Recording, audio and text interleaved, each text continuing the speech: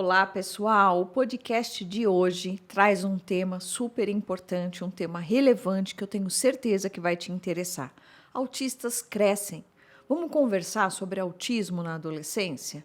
E nada melhor para a gente falar sobre autismo na adolescência do que trazer um próprio adolescente, dar voz, deixar com que ele traga os desafios, os obstáculos, a superação dessa fase que eu sei que é a preocupação de muitos pais. Então hoje eu estou aqui com um convidado ilustre, João Pedro, está com 19 anos, autista e vai nos contar um pouquinho, vai contribuir. Obrigada, João.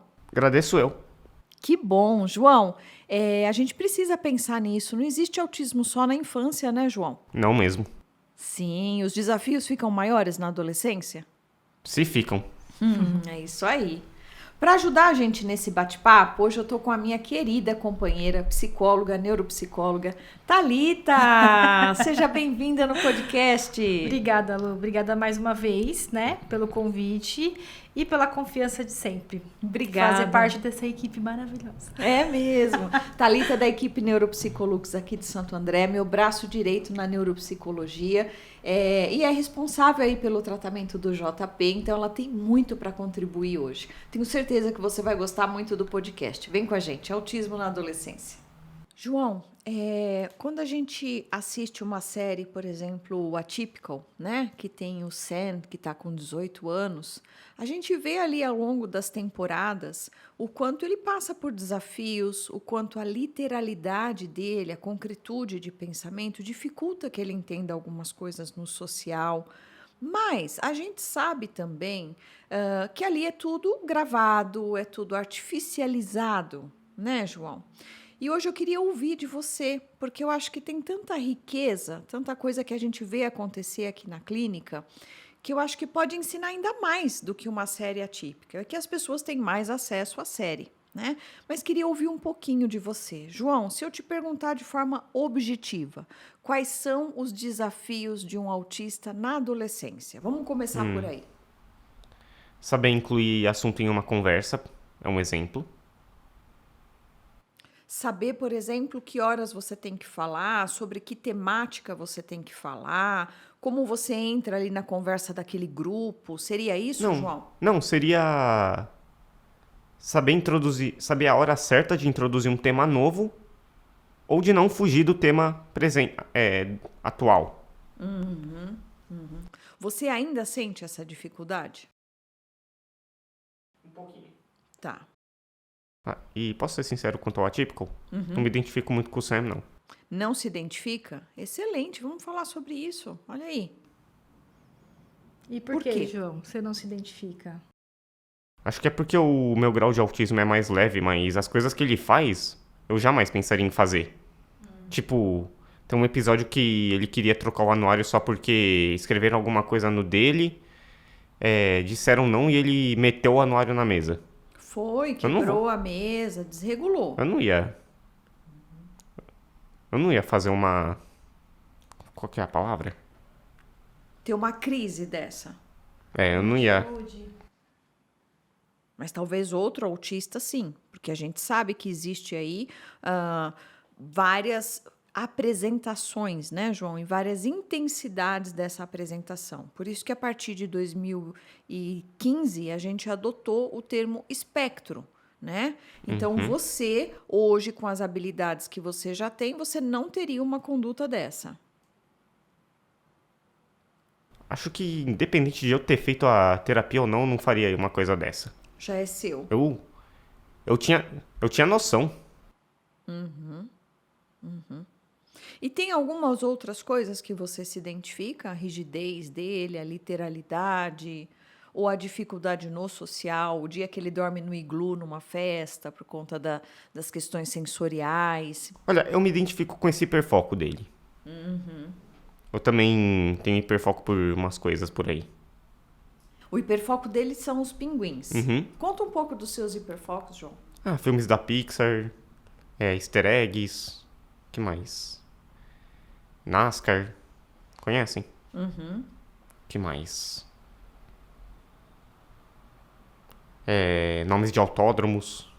Olha, esse eu ainda não sabia que você tinha, João. Que mais? Deixa eu ver. Bichos no geral. Isso desde pequeno, né, João? As regiões onde eles moram. Eu percebo na série, não sei, Thalita, você aí trabalhando com os nossos jovens autistas já há alguns anos na clínica, e João, você pode ilustrar para a gente melhor, validar essa nossa percepção.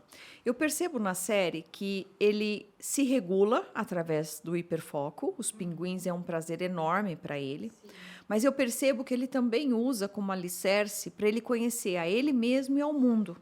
Então, tudo ele faz analogias, né? Assim como os pinguins se sentiriam, assim como um casal de pinguins se encontra, assim como o pinguim quer se isolar, né? Ele vai trabalhando ali para poder entender ele e o mundo ao redor dele. O que você acha? Lu, como a gente disse, assim, é uma questão ali que a série, geralmente, os filmes, eles romantizam, né? Um transtorno. Ali traz muito uma questão, assim, dele se autorregulando. Né? E se a gente, né, como terapeuta aqui, é bem difícil alguém ter essa autopercepção, até mesmo de se comparar com um hiperfoco, né? Então, a gente sabe que em terapia, o que a gente mais trabalha com o paciente é ele aprender a lidar com aquela dificuldade que ele tem, né? Então, a gente sabe que quando tem essa questão de desregular, muitos entram em crises, que é o que acontece com ele, né? Então, assim... E aí, o que a gente faz? A gente trabalha exatamente essa questão de trazer algo que ele tem um hiperfoco, que ele gosta, para a terapia, para a gente poder trabalhar esse entendimento, né, Lu? Então, eu acredito que a gente pode aproveitar muito desse hiperfoco e trazer para a nossa sessão e trabalhar isso, né? Porque muitas vezes a pessoa não tem essa percepção de si mesma, principalmente quando chega na adolescência, que vem outras questões que, né, vai vir com o tempo, principalmente essas questões sociais, né? A gente, às vezes, olha muito para essa questão social, né? Mas, na verdade, na adolescência, os pais, nós terapeutas, JP, a gente se preocupa muito também com a autonomia de vocês.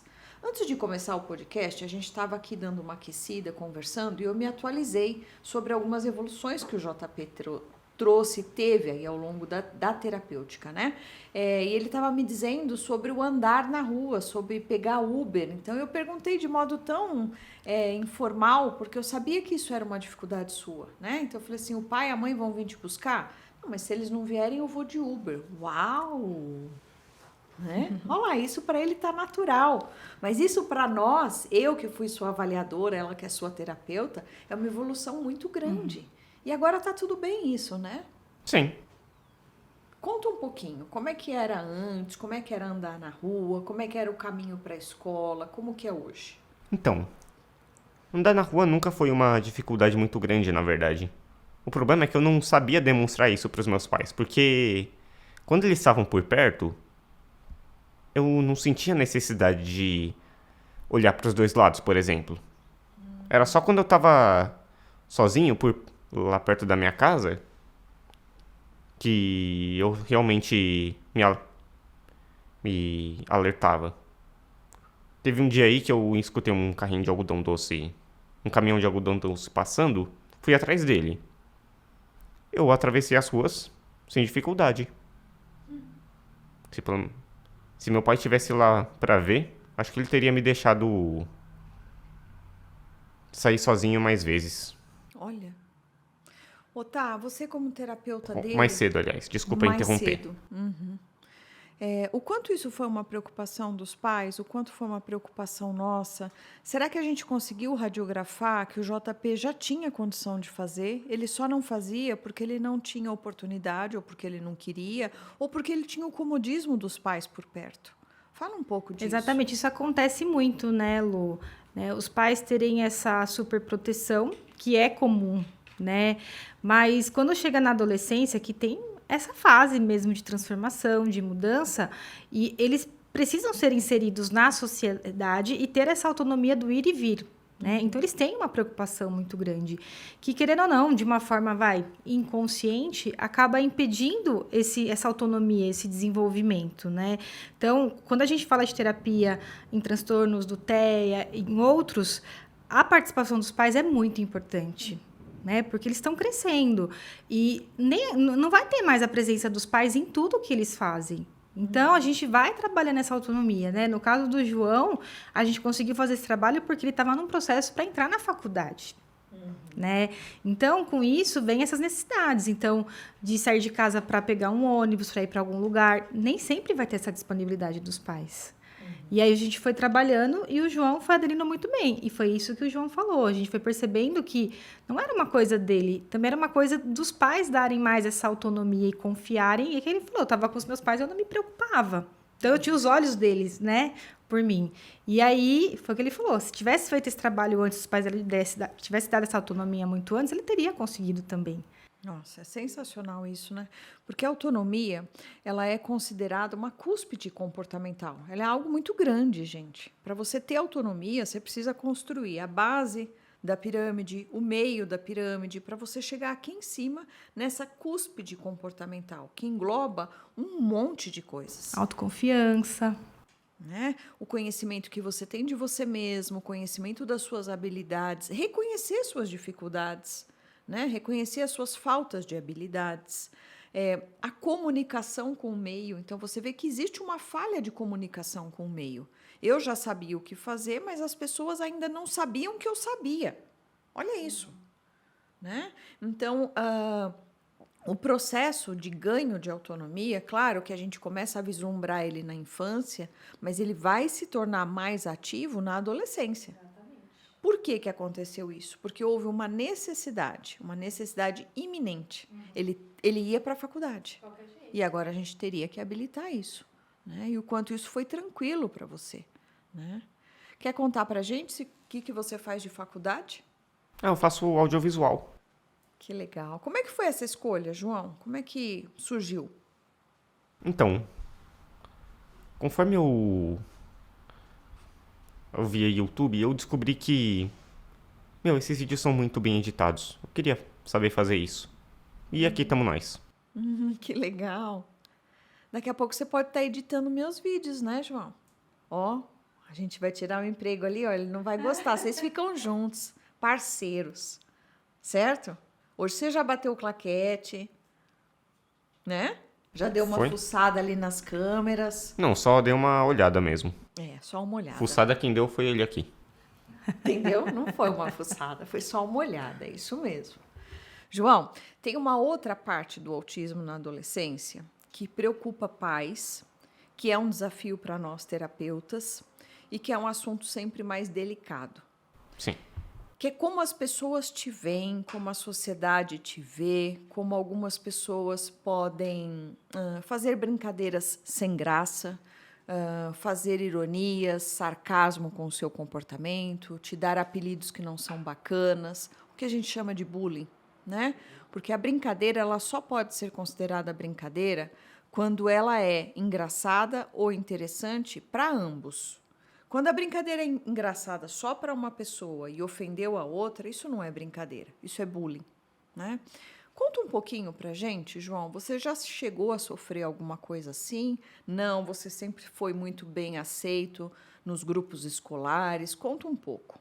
Bom, eu quase não sofri bullying, na verdade. Eu só não conseguia muito bem entrar num grupo para fazer um trabalho na escola. Isso era difícil?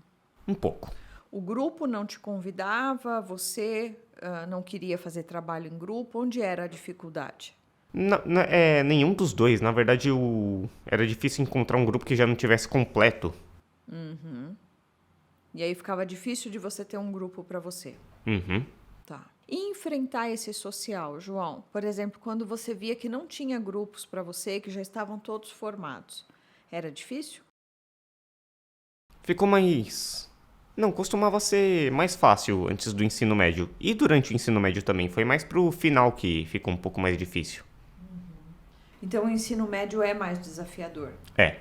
Tá. E durante o processo psicoterápico, isso bate com os achados, com os exercícios que você fez? Uma autoestima mais preservada, uma escola mais inclusiva, onde o João não sofreu realmente bullying? Sim, sim. A escola, né, era bem parceira, a gente chegou a conversar algumas vezes, né, até na questão da intervenção. Então, tinha esse papel mais inclusivo, né? É claro que o João também tinha um melhor amigo na sala, que acabava ajudando bastante ele, né? Então, seu amigo também era autista, não era o Fê? Ele mesmo. Autista também, né? Então, os dois sempre acabavam ficando mais juntos. E tinha a questão que, às vezes, ele trazia da sala mesmo, ter os seus grupos, tudo isso. E acabava ficando ele e o Fê junto para fazer esses trabalhos. Nossa, bem o que a série reporta, né? O Sam tem ali alguns amigos suporte, né? Principalmente a Paige, que depois vem uma paquerinha, um namorico entre eles, né? Aquele que é super inteligente, que eles chegam a trabalhar juntos, como é que ele chama? Esqueci o nome dele. O árabe, né? Não lembro. Eu esqueci o nome dele também. Esqueci, mas ele tem esses amigos suporte. Alguma coisa com um Z no final. Com Z, Ou não, pera, era... Cris? Não. Não, Zahid ou algo assim. O Zahid, Zahid, isso. Então, isso facilita muito, né? E mesmo os típicos, né, tá? Eu sempre falo. Acho que até um ponto importante falar do João também ele também tem altas habilidades. Então, acho que por muitas vezes também ficava ele e o Fê, porque ele dava conta de tudo. Ele conseguia dar conta. Ele pegava um trabalho e fazia tudo. Então, até por isso também, né, João? Muitas vezes, assim, ele conseguia, nessa parte mais cognitiva, se dar super bem. O quanto eu acho que essas altas habilidades, né, até faz um plus na rigidez. No perfeccionismo, na busca por essa coisa extremamente correta, né? Então, não foi bem isso que eu disse, precisa ser exatamente aquela palavra que eu disse, precisa dar o mesmo sentido, porque junta um pouco a rigidez do autismo com a rigidez de altas habilidades, né? E a gente sabe que isso é o funcionamento dele e não vai alterar. Né? Então, há algo que eu acho que é muito importante, que eu acho que o João percebeu desde o início, é que a terapia não ia te transformar, a terapia não ia te mudar. Né? Ela só ia melhorar aquilo que estava sendo difícil para você ou que estava causando um prejuízo na sua vida. Né? E o João é um paciente que eu acho que a gente também pode passar isso para as pessoas, que a terapia ela não é sempre um mar de rosas. Não é que o João chegou e no outro dia ele estava no degrau 1 e depois ele estava no degrau 2 e tudo foi evoluindo assim de uma forma bonitinha. Não. Tá mais para degrau 0.1, 0.2, né? Fala, então explica aí. Eu adorei essa analogia. Não chegou no degrau 1, chegou no degrau 0.1. Ou seja, chegou com dificuldades. Só queria falar isso mesmo, pode continuar. Então, ele quer dizer que a evolução ela foi realmente assim devagarinho, décimo por décimo, 0.1, 0.2. E é assim mesmo, né? Assim como teve fases, João, que você ficou meio que paradinha no degrau 2. Né? Assim como teve fases que os pais precisaram de muito nosso apoio, de muita orientação. Né? De duvidar até da evolução da terapia. Pô, mas isso não está indo, isso não está assim, e eu não sei como manejar na pandemia. Foi um desafio, aquelas sessões online. Conta um pouco, tá? Você que está aí mais próximo. Sim, foi porque, né, teve toda essa questão do não sair de casa, de fazer sessões online, né? O fato de não sair de casa, a gente, como terapeuta, né, como qualquer paciente que a gente atende e passa um período sem comparecer no consultório, né, que foi o que aconteceu na pandemia por um período, sair de casa, de certa forma, né, eu falo que na parte acadêmica de escola, o João conseguiu se manter, né, porque tem essa coisa mais metódica do estudo, então acompanhou corretamente, mas o social teve um impacto, porque logo dali que veio o retorno, né, da pandemia para a gente poder sair de novo de casa, foi um desafio muito grande, porque logo ele estava no final da escola. Assim como todos os adolescentes passam por esse processo de vestibular, né? E o João também passou por tudo isso, toda essa ansiedade, escolher uma faculdade que foi o que a gente trabalhou muito, né, João? Na questão do que escolher, onde vai fazer, as possibilidades. Então, assim, acabou tendo essa rigidez. Não vou falar só para os autistas, para nós teve na pandemia, né? É o que eu ia dizer, para nós. Né? Nessa questão social, a gente se afastou de um social que quando a gente voltou à tona e a gente vai para lugares cheios e até hoje isso ainda prejudica muitas pessoas. Nunca mais foi a mesma coisa. Nunca mais. Então, principalmente para o TEA, né, já tem essa certa rigidez social, muitos se acomodaram. né? E para mim tá ok, mas até onde tá ok? Porque esse cognitivo também fica travado, né? Sabe, João, é que a gente vê você hoje na faculdade, participando de um podcast, né? Expondo o teu autismo, as tuas dificuldades. Então, quem está ali do outro lado pode pensar assim, puxa vida, será que o meu filho vai ficar igual ao João? Mas o Arthur tem muito mais dificuldades que o João, mas a Mariazinha tem muito mais dificuldades que o João. Então, eu queria levar a realidade para essas pessoas que estão do outro lado. Que hoje elas estão te vendo assim, mas houve toda uma construção, né, João? Houve sessões difíceis. Você se lembra das sessões que você não queria fazer? Que era chato, que eu não tenho mais nada para falar. Não existiu uma única sessão que eu não queria fazer, pra falar a verdade. Não existiu? Não. Todas você queria fazer? Todinhas. Só eu fiquei com... Talvez eu tenha ficado com preguiça de vir aqui um dia ou outro, mas... Tá, então põe o verbo certo. Então não é que você não queria fazer sessão, mas por que você resistia a algumas sessões? O que tinha por trás? Explica então agora para mim e para a Thalita.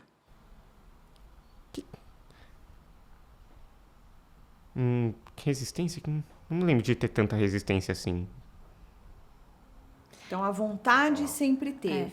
E até colocar um ponto também, né, nesse período de evolução do João, que como começou a vir essa autonomia, teve algumas sessões que ou ele ia atrasar, ou ele já mandava a mensagem direto para mim. Olha, porque antes mandava os pais, ó, João saiu um pouquinho, atrasou, o Uber atrasou, e ele mandava direto para mim falando que estava chegando. Então isso também, né, foi muito, assim, para nós terapeutas, falo que nossa recompensa é essa, né? Nosso reforço positivo. Nosso reforço positivo é esse. Então, assim, de ficar muito feliz de ter essa, de se colocar nessa responsabilidade também, né? Não é só a questão de autonomia. A autonomia envolve tudo, autonomia, responsabilidade, autoconfiança, de poder escrever, ó, daqui a pouco eu tô chegando. Isso é muito legal. Aconteceu isso também. E só pra constar, a única coisa que me impediu de fazer mais vezes foi o fato de eu não ter o contato dela. Olha. Aí depois que teve... Você sabe, João, que tá me fazendo pensar aqui num monte de coisa e Eu tô, querer mudar um monte de coisa de outros tratamentos. Sabe por quê? Existe um déficit, um prejuízo na comunicação. A gente não fala isso o tempo todo. Está lá no DSM. Existe um prejuízo na comunicação, na responsividade social. Então, assim, a gente às vezes tirou algumas conclusões do que você não fazia, que na verdade era só uma dificuldade de você comunicar o que você sabia fazer ou queria fazer.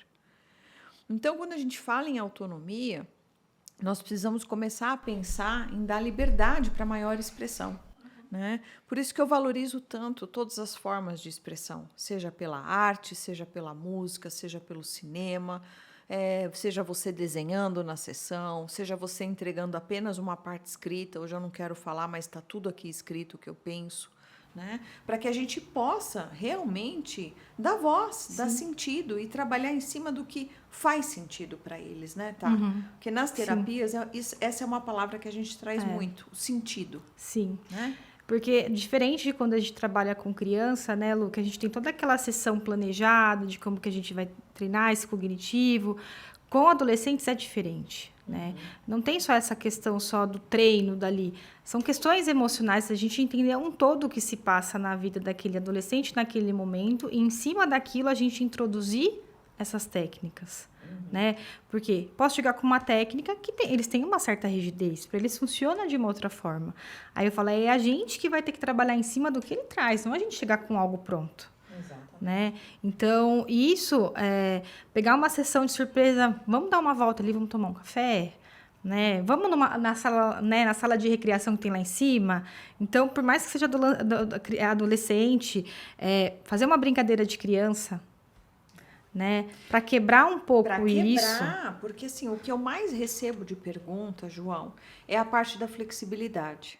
Como que vocês na equipe trabalham flexibilidade? Mas eu ouvi falar que rigidez cognitiva é o mais difícil de trabalhar. Realmente, trabalhar flexibilidade não é fácil.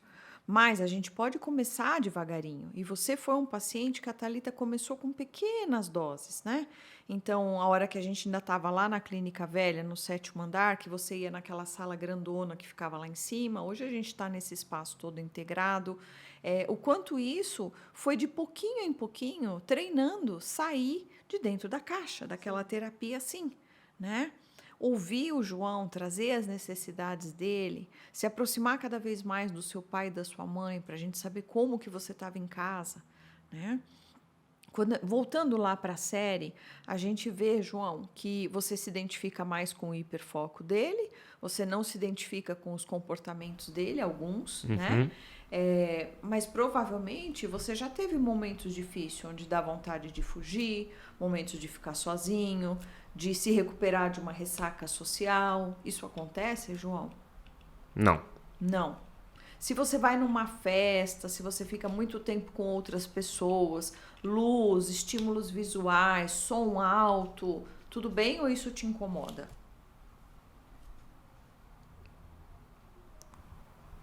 Olha, se a luz não tiver forte demais, sem problema. E os barulhos, João? Já tô acostumado, eu passo no shopping quase todo dia. Você não usa abafador de ruídos? Não. O João nunca trouxe questões sensoriais, né? Então, eu falo, ele consegue lidar bem, né, João? Com barulho, não tem restrição alimentar, né? Então, o João não vem com toda essa, não vem com essa sensibilidade sensorial, não. Tá, para quem está assistindo, a gente pode pensar assim, puxa, mas o João ainda está em tratamento? Para mim, ele está tão bem, eu acho que seria alta. Conta um pouquinho dessa parte. Sim, eu falo que alta, né, é muito relativo, depende de caso, né, de caso para caso. Tem essa questão, né, a gente tem fases na vida, né, e nós adultos também temos, né, mas como o João tá nesse processo entrou na faculdade, já é diferente de escola. A faculdade, ela exige muito mais autonomia do que o ensino médio. O ensino médio, você está conhecendo ali o meio, né, a parte social. Mas agora você ainda tem uma segurança, exatamente. Né? A faculdade já é mais solta. Então, sim, continua essa questão social de se relacionar, né? Vem os desafios agora, né? Procurar um emprego, né? Um estágio, né? Tudo isso, né? E dependendo até de como lida a essa coisa da resistência, da flexibilidade na hora de fazer uma entrevista de emprego, como que vai se sair, né? Hoje o João vem trabalhando, né, João, a pegar transporte público, como que é andar do transporte público, como que está sendo. Então, não só a preocupação, né? Não, nós não temos só essa preocupação, mas como temos outro caso também de outro paciente que começou a faculdade esse ano e a maior preocupação dos pais ele vai pegar transporte público. E agora? Solicitou a sessão de orientação com os pais e ele, no segundo dia de faculdade, já encontrou um amigo que estava indo de transporte público. Então, também vem muito esse medo dos pais. Como que vai fazer? Só que, eu sei que é muito delicado, né, Lu, na questão dos pais. Quando vira essa chavinha deles, do final da adolescência para a vida adulta, quando entra numa faculdade... Meio que escorre, né, pelo vão dos dedos. Sim, isso dá uma certa... de soltar. Só que, né, muitos que a gente vai trabalhando aqui, a gente vai vendo... Eles estão mais preparados do que os pais. Mais do que a gente imagina. Mais do que a gente imagina. Então, são esses desafios que vão surgindo, né? Que a gente vai ainda trabalhando, né? É todo um processo. Então, agora essa fase que o João está na faculdade, né? Logo mais ele termina. Ele precisa de um estágio. Então, como que vai ser isso? Para uma entrevista de emprego, pegar um transporte público para ir um pouco mais longe da casa dele, administrar esse tempo. A gente vai tendo demandas cada vez maiores e vai sendo cada vez mais exigido a autonomia, né? João, voltando ainda para a série. Sim. O Sam, ele fica meio desamparado de terapia, né? A terapeuta para de atender ele, a gente vê que ele tem uma dificuldade com esse término, porque ele continua mandando mensagens para ela pela secretária eletrônica, e a gente vê que é uma necessidade dele falar, dele ser ouvido, dele ter um eco ali, que ele sente falta do vínculo terapêutico, a verdade é essa, né? Ele ficou ali desamparado. Você valoriza esse vínculo terapêutico? O que você falaria para outros autistas? É bacana fazer terapia? No que isso te ajuda? O que você quiser, traz pra gente, do seu jeitinho. É um bom passatempo pra começar. E se mudar de terapeuta não é um problema, não. Não. Houve mudança de terapeuta no meio do seu caminho? Mais de uma. Mais de uma. Conta um pouquinho. Deixa eu ver. A minha primeira terapeuta foi você. Daí depois teve a Daiane, que se mudou pra Minas, né? Isso. Daí a Thalita aqui. E agora a Mayara. Isso mesmo. A gente até faz a minha mudança foi por conta de que eu acolho vocês e depois passa para terapeutas da equipe, né? Mas a mudança da Dai foi por conta dela ter se mudado durante a pandemia. Sim. Mas a mudança da Tá já foi proposital dentro de uma estratégia que a gente usa aqui dentro. De você realmente trabalhar a sua flexibilidade, fazer o vínculo com uma outra terapeuta. E parece que deu certo, né, João? Porque você vê que você está super flexível em relação a isso. Se a Má tirar férias e puder vir a Thalita, tudo bem. Lógico. Então, isso te ajudou no processo de flexibilidade. Na verdade, eu nunca fui inflexível quanto às minhas terapeutas. Mas inflexível em relação a outras coisas. Você acha que isso pode ter te ajudado? Pode, com certeza. Vai abrindo janelas, né? Com as portinhas, tá. João, quando a gente estava naquele bate-papo informal, você falou, durante o podcast, eu posso falar que autismo não tem cura? Né? E eu disse, claro. Quer falar sobre isso? Que eu sinto que é o assunto que é relevante para você, que você está com ele na cabeça desde o começo da nossa gravação? Só tenho uma coisa pra falar mesmo. Uma vez autista, pra sempre autista. E tá tudo bem, né, João? Sim. Você lê sobre o autismo? Você se interessa? Não. Não. Para você é algo que faz parte de você. Não precisa ficar pesquisando, não precisa ficar entendendo isso. Não. Você não vê as pessoas por aí se perguntando por que elas têm 2 olhos em vez de um, né? Verdade, né, João? Você não vê ninguém pesquisando sobre isso, né? Para querer entender o porquê disso, né? E o que você deixaria de recado, de repente, para alguns autistas na adolescência que têm muita resistência, João, para vir para a terapia, para falar sobre o autismo, como você fala de maneira abertamente? O que você falaria para eles? Fazer terapia não é sinal de fraqueza. Sinal de fraqueza é ter medo de parecer fraco. Que coisa mais linda. Verdade, João. Verdade. E a terapia pode ajudar. Lógico. João, super importante isso que você acabou de colocar, né? Terapia não é sinal de fraqueza. Fraqueza é? Ter medo de ser fraco. Ter medo de ser fraco. Talvez isso, né, João, tenha sido um grande alicerce para você superar seus medos, seus desafios, para você encarar tudo com tanta naturalidade, com leveza como você encara. Infelizmente, a gente sabe que não é sempre assim, né? Existem casos onde há uma dificuldade maior, existem os níveis de comprometimento maior, né? Com uma necessidade de suporte maior. A gente sabe que o João não foi uma necessidade de suporte pequeno no começo, precisava de bastante suporte da escola, dos pais, da terapeuta, mas hoje a necessidade de suporte dele vem cada vez sendo menor, né? Cada vez mais conquistando a autonomia. E aí, para fechar, eu queria deixar uma pergunta para o João e ouvir a resposta dele. João, o que você espera do futuro? Como é que você vê o futuro? Eu só espero que eu consiga trabalhar e ter minha casa própria como todo mundo. Continuar se desenvolvendo. Sim. Conquistar algumas coisas. Talvez. Tá. Em termos de dificuldade, João, O que você ainda gostaria de trabalhar? Vamos esquecer que a sua terapeuta está aqui. Você se autoavaliando, o que você ainda gostaria de melhorar? Qualquer coisa que surgir no futuro. Não sei dizer ao certo. Perfeito. A ideia de vida, né? A ideia de movimento. Conforme as ondas forem se apresentando, eu vou vendo como é que eu pulo elas, né? E quais são as estratégias que eu vou usar para resolver meus dilemas e meus problemas. Sim. Tá.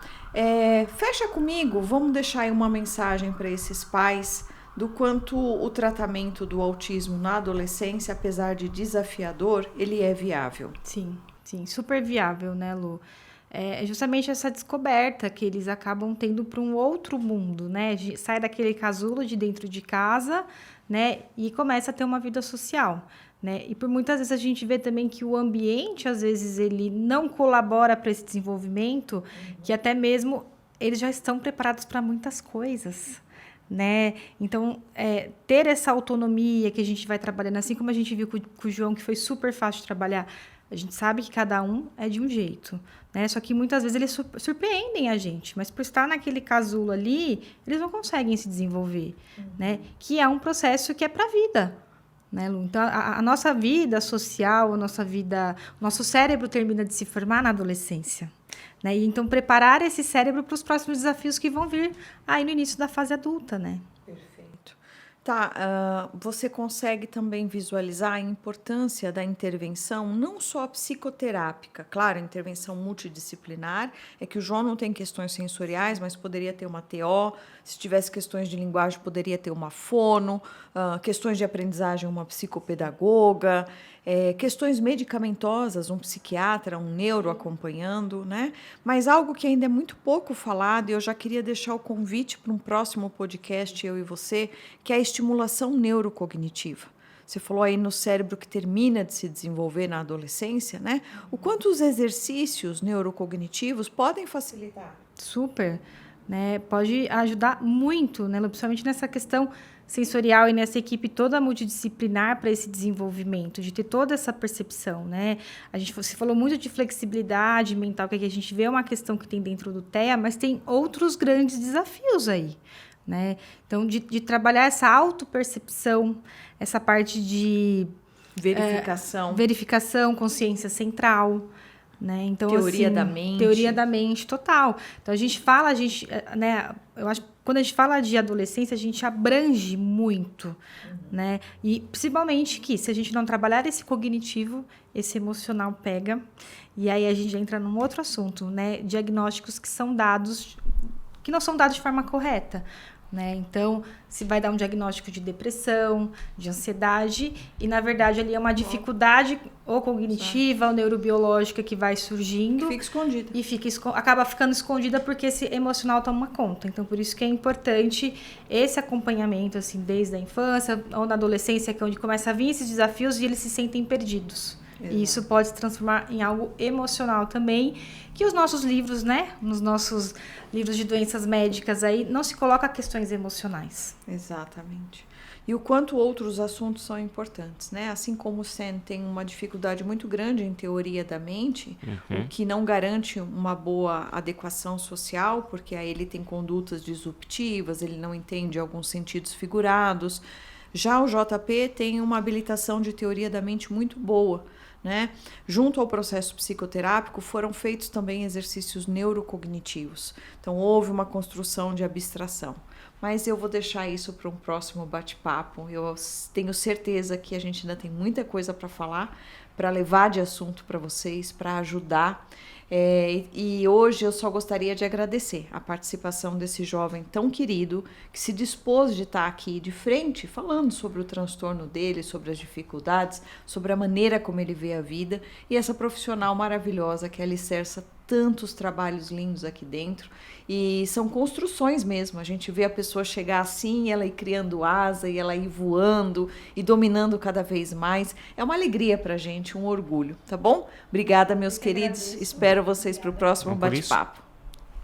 Até breve, pessoal. Beijo.